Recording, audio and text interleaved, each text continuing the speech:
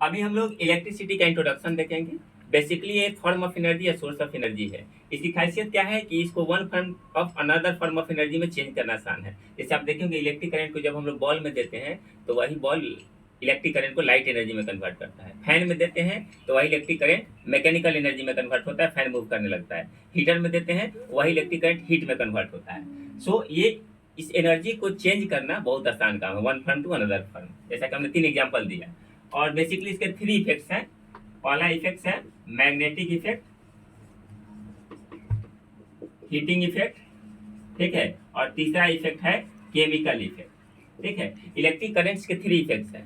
जब इसी करंट को हम लोग किसी रेसिस्टिव एलिमेंट्स के साथ पास कराते हैं तो हीटिंग, उसमें हीट क्रिएट होता है। इसे हीटर में आप देखोगे नाइक्रोम का वायर यूज करते हैं, है ना। एक रेसिस्टिव एलिमेंट्स है जो हीट क्रिएट करता है इलेक्ट्रिक करंट को जो पास किया जाता है।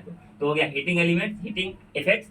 और केमिकल इफेक्ट, जिससे वाटर के साथ आप इलेक्ट्रिक करंट को पास कराइएगा तो ये टूट करके H2 और O2 में कन्वर्ट हो जाता है, इसको ब्रेक कर देता है। ये केमिकल इफेक्ट का एक एग्जाम्पल है। उसी तरह से मैग्नेटिक इफेक्ट, जैसे फैन में हम करंट सप्लाई देते हैं तो मूव करता है ना, वो मैग्नेटिक इफेक्ट पे काम करता है। लेकिन जहां भी आप देखिएगा मोशन की काम हो रही है ना, करंट सप्लाई देने के बाद मूवमेंट आ रहा है, मोशन हो रहा है, वो सब मैग्नेटिक इफेक्ट पे काम करते हैं। जैसे मोटर हो गया, है ना, ग्राइंडर हो गया, मिक्सर हो गया, आप ट्रिमर यूज करते हैं, सब जगह मोटर का यूज किया जाता है, वो सब मैग्नेटिक इफेक्ट पे काम करता है।